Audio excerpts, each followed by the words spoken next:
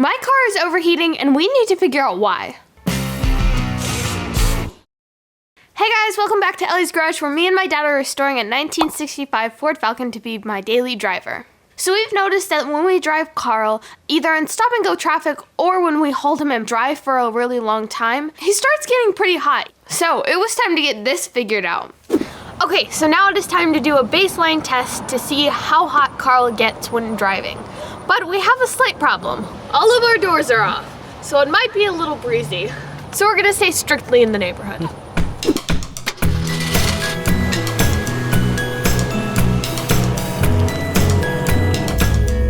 It was very exposed.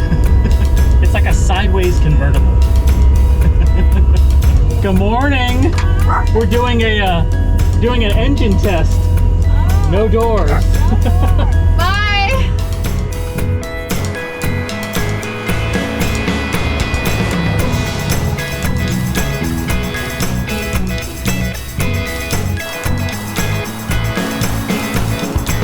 And actually, will you just pull up right here and hold on for a sec right here? Here, right now? Yeah, just hold on right here. Okay, where is our temp sitting at right now? What do we got? So, because we've got sensors in two different spots on the head. Yeah. We've got the stock location in the back, and that's on our gauge on our dash. And that says about 180. That says 180. But then we've got our temp sensor for the sniper, which is at the front of the head, close to where the coolant goes into the radiator. And what's that saying? That says 192. That says 192. Okay. We're gonna stress test the system a little bit. So yeah, so let's turn the air conditioning on. So go ahead and turn this back to cool. There you go. And let's turn the AC on. Good.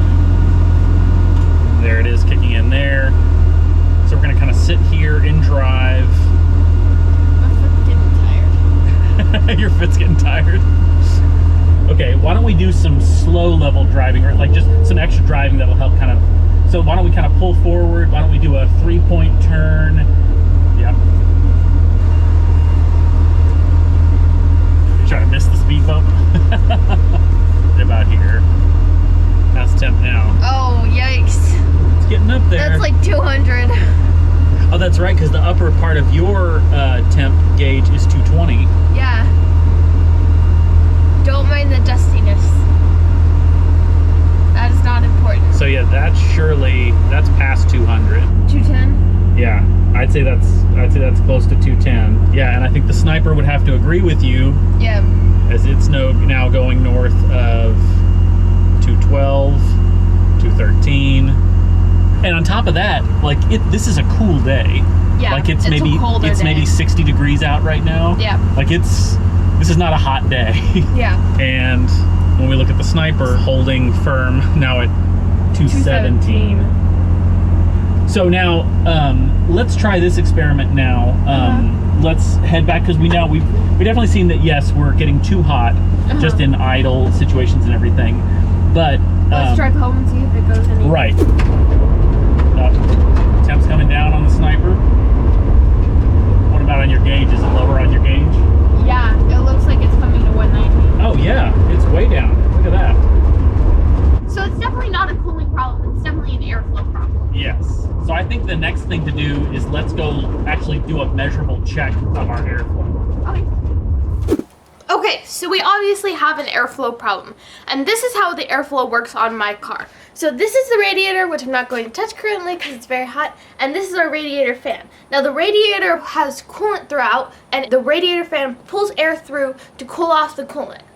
So now we need to test to see how much airflow we're actually getting, so that once we actually do all of our improvements, we can see if we're getting any more airflow. So this is where all the air is being drawn in. We are going to do an airflow test now just to see how much airflow we're actually getting. And I'm going to use this dollar bill, and I'm going to hold it here and see how much, if the dollar bill will get picked up. If not, then we will have something to go off of in the future when we try, when we fix it, so that we can see if the dollar bill will get picked up.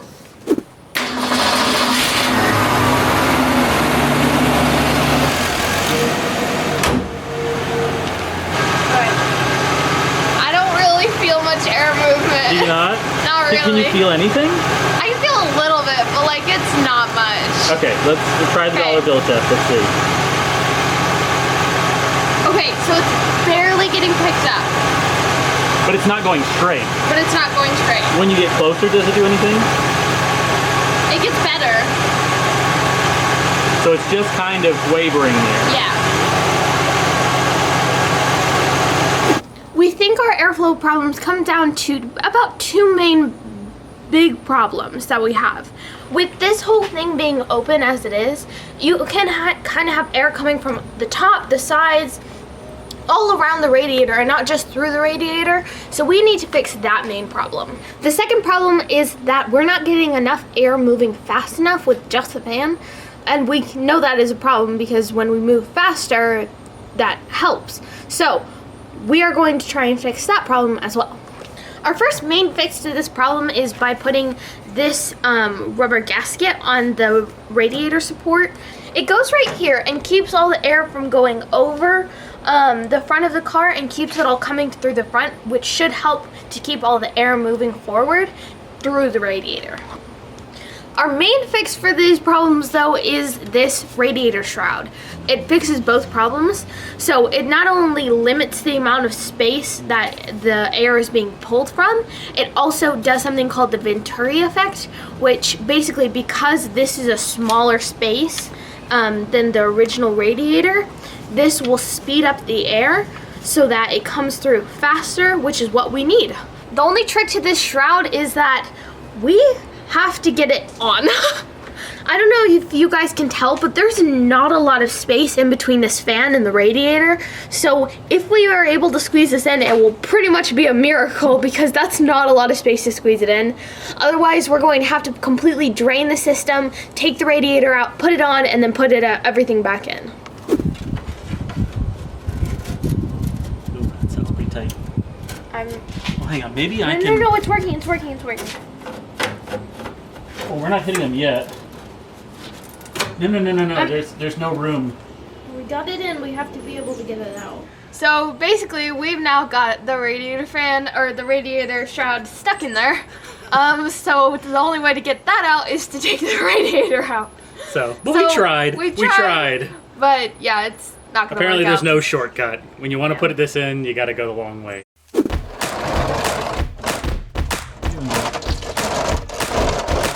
I'm gonna open it. I'm gonna crack it up here. Whoa! Maybe I shouldn't crack it that much.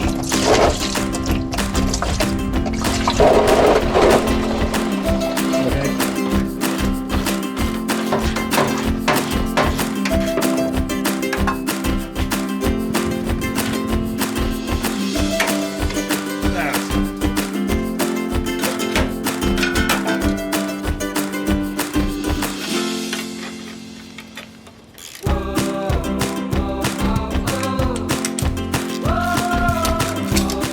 Okay, so this is looking pretty good, but as always, we hit a roadblock.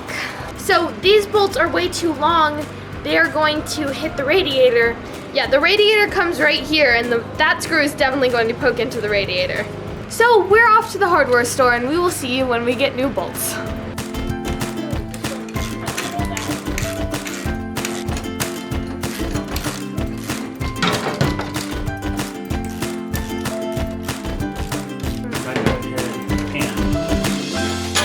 So it's a little off center because our fan is a little off center. So that kind of fits our fan really nice. Does it look like it's hitting the the screw before we're hitting the radiator? I think we're just barely missing. So that looks good. I don't think because it's lifted up there. How about there? Is it? Yeah. It's not hitting the radiator at all. Once we got the brackets figured out, Dad and I got the radiator installed back in Carl, and the shroud adjusted so that there was room all around the fan. I think this is about as clear as we can make it. Yeah. Okay. I think I call that installed. Then it was time to get the radiator filled back up, and Carl started. So now the shroud is in and everything is put back together, but now we are going to start it and see if our fan spins freely.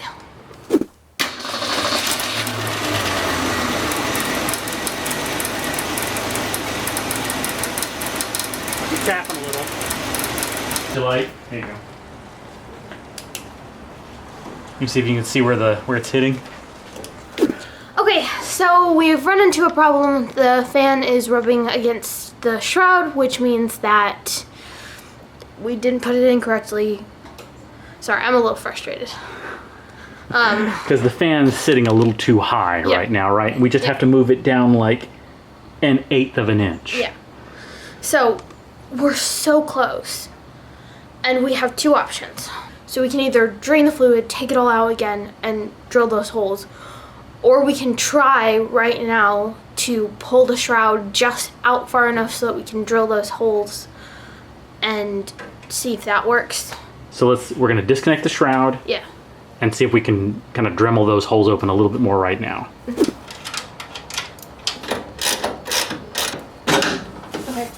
Okay, so basically what's happening now is we got the shroud off and out, so it's loose. We are going to try to Dremel each hole a little longer, just to hopefully get enough room to be able to have the fan not hit the shroud. So yeah.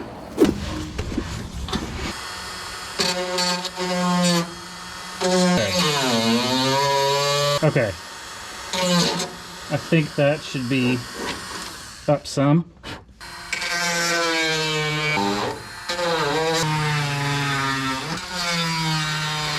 So we just shaped the holes. We are able to push it down further. It looks pretty good. If not, if we still didn't fix it, we're going to have to drain the coolant, completely redo all of the work that we've done over the past weekend. So we're really hoping that this works. Here we go, ready? Yep. Fixed it. That sounds quiet. Yep.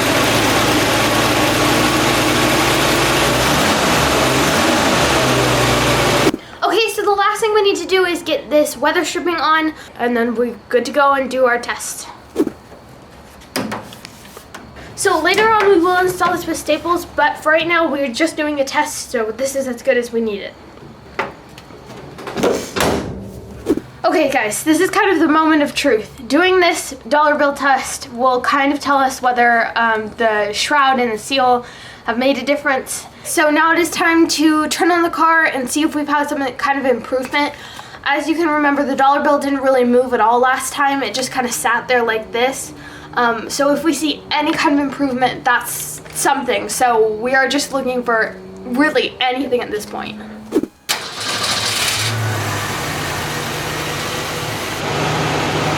Oh my gosh, do you see that? Yeah. That's so much more. That's great. How much closer can you get it? Like, yeah. That's a significant example.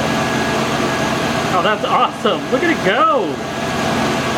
Put your hand up there. Can you feel the difference? A lot more. I can feel a lot more. Okay. Okay, so that feels a lot better. We did it. We did it. We passed the dollar bill test. We got a lot more air movement there. So now we just have to test to see if the same kind of things we're seeing with the dollar bill test happen with the driving around test. And we will do that tomorrow because it's currently like 8 o'clock at night and it's not light outside. Okay, now it's time for the big test of will it overheat when we drive. So we're gonna take a drive and see if the car stays cool. So we were all ready for the full driving test until we heard something we did not want to hear.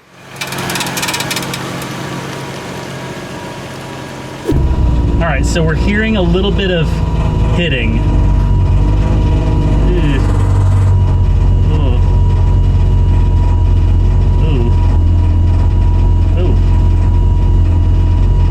Put it in drive.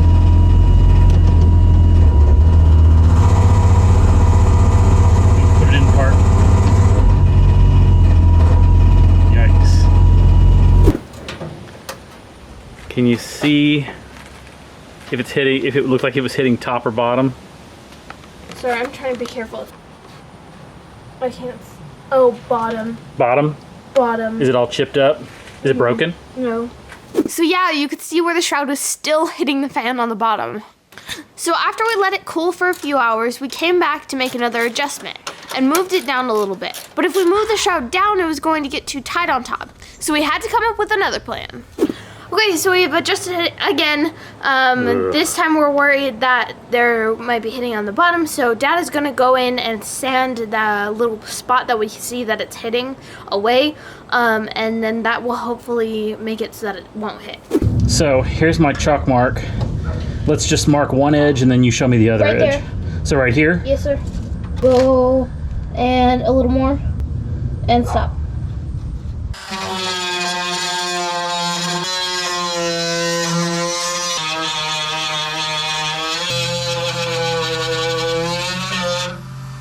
That's plenty. How's that look?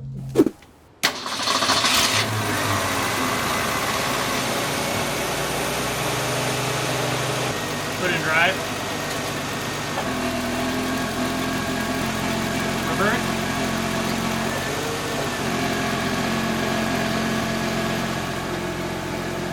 So we fixed it. We have the fan running without hitting the shroud, and we were about to do the final driving test when we realized it was about to rain.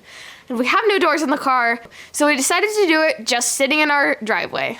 It's about to start raining, so we're gonna do this test just sitting right here in our driveway. We'll just put it in drive. Yeah, we're just gonna put it in drive. We chopped the wheels, so it's just, we're gonna put it in drive and see. And honestly, this is the same temp it was Yeah. when we tested before. All right, so go ahead, put them in drive. Let's go ahead and turn the air conditioning on. I guess let's do a baseline. Where are we sitting right now?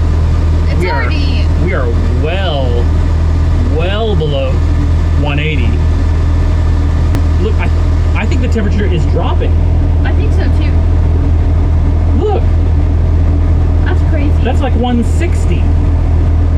You got it in drive, the AC's on. That isn't going anywhere. No, that's amazing. Now, if anything would normally show us getting up towards 220, it would be this. Yeah, but it's. And look at this. We're sitting here in drive 182. still. We did it. We did it. So yeah, we did it. And guys, we barely beat the rain. As soon as we pulled Carl in, it started pouring down outside. So just in the nick of time. This was so cool to see the before and after, from barely any airflow to so much more air going through the radiator, to a change in idle temperatures from overheating to a normal range. So what I'm taking in the garage is that even when it's difficult, it feels good to find a problem and fix it. Take a look at this video where I originally took the radiator hoses off and I freaked out because I was alone and thought I did something wrong. Thanks for watching, consider subscribing, and I'll see you next time in the garage.